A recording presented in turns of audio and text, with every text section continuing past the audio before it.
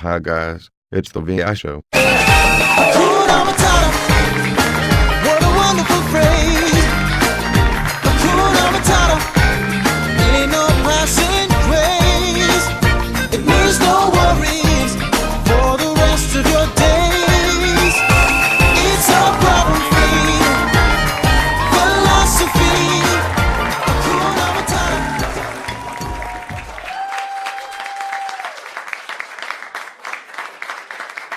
Hi dudes, today is the 24th of September 2012. Hey, where's this year going to? Okay, on my left I have Tony, who is the head of human resources for a large organization in the UK. On Tony's left we have George, who is a colleague of Tony on the senior management team. And on George's left we have Bill, who is a political strategist for the Democratic Party in the US. Hey Tony, you hit the nail on the head, man. You said that there was going to be more quantitative easing. Hey, can you lend me that crystal ball? VI, there was no need for a crystal ball. It was a mathematical certainty that the chairman of the Federal Reserve Bank would continue with quantitative easing. The problem this time, it is for an unlimited period. He has now committed $40 billion per month to purchase mortgage-backed securities. Anyone care to guess how many dollars per second that will be? I guess $100 a second? The figure is $15,432 per second. That's correct, and that excludes the current deficit and unfunded liabilities. Tony, stop talking the economy down. Have you not seen our growth figures? Have a look at this clip.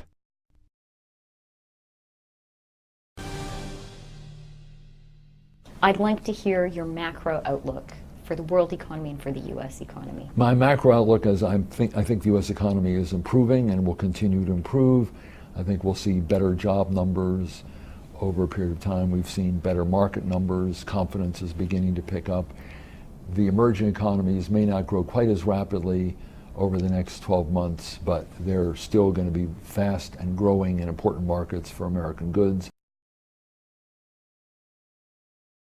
You see, things are looking up. Being a political strategist, you would say that, indeed, the mainstream media try to dumb us down with the so-called reality programs. I have a clip from Peter Schiff. Europe to the capital joins me live from Connecticut, and from Hong Kong, Jeff Lewis, Global Market Strategist at JP Morgan Asset Management. Welcome to you both, gentlemen. It's really good to have you with us on the program. Peter, I wanted to kick things off with you because of some comments that you made to me just before the start of the show about what QE3 actually means to you and what the Fed's trying to do to the US economy. Well, look, this is not going to work. You're not going to create economic growth by creating inflation.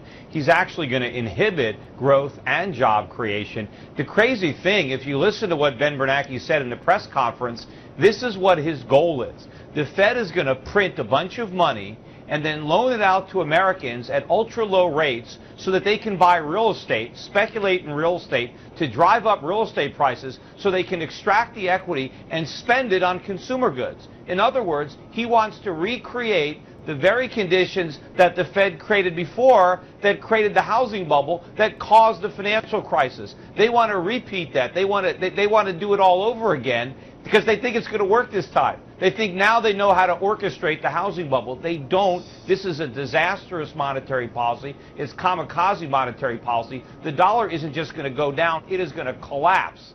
You're looking at these foreign currencies. The dollar is going to go through the floor. The dollar index is going to go down to 40. It might even go to 20. I mean, this is going to be in free fall at some point. Gold prices are going to go through the roof. Oil prices are going to go through the roof. Ultimately, there's going to be a crisis, a currency crisis, a bond crisis, because the Fed is never going to produce a vibrant a U.S. economy by debasing the dollar, running money off the printing presses. What we actually need is less money printing. We need higher interest rates. We need more savings. We need more production. We need more exports. And what the Fed is doing is inhibiting that from happening. Are you okay, VI? Man, you and that Peter Schiff are the most gloomy dudes I have ever known. VI, we only want to tell people the truth. Have a look at the next clip from the Governor of the Bank of England. At the beginning of the year, I said this will be a zigzag year. Some quarters down, some up. The last quarter was down. I think the next quarter will probably be up. I think we're beginning to see a few signs now of a slow recovery, but it will be a slow recovery. After a banking crisis, one can't expect to get back to normal, and I fear it will take a long time. Would you be brave enough to call it green shoots? I'm not going to use that phrase, but what I will say is that what it will depend on, critically, I think, is what happens in the euro area and also the rest of the world. The United States is struggling a bit. Brazil and China are slowing. I think our fate, in terms of the speed at which we come out of the flat period we're in, will depend very much on what happens in the rest of the world.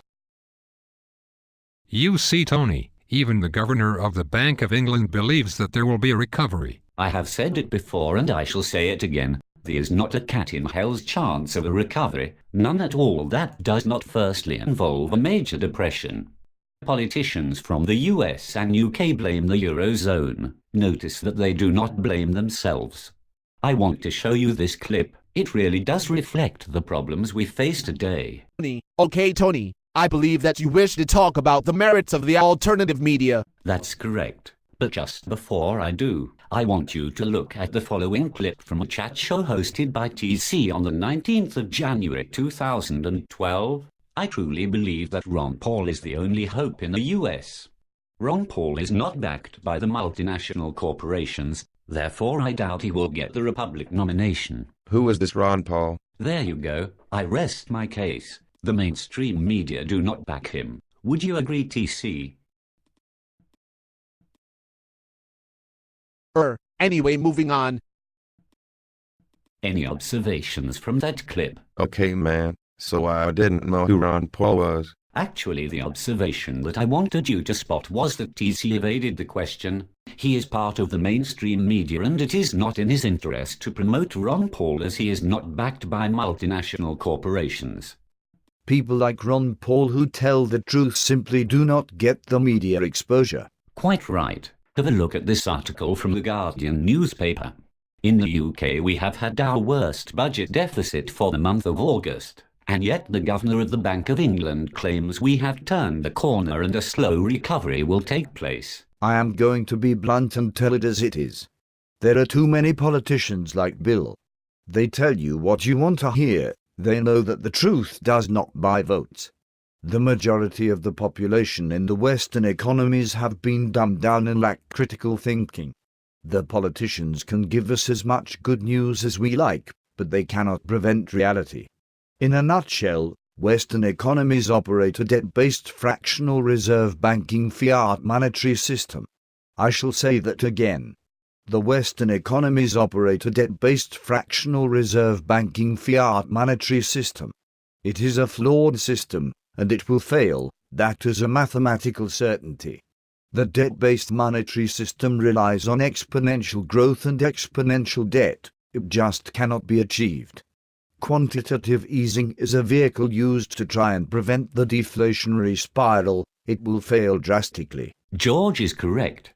Politicians have made a string of promises they cannot keep. Rather than admit that it is unsustainable, they delay the day of reckoning by increasing the debt ceiling and apply quantitative easing.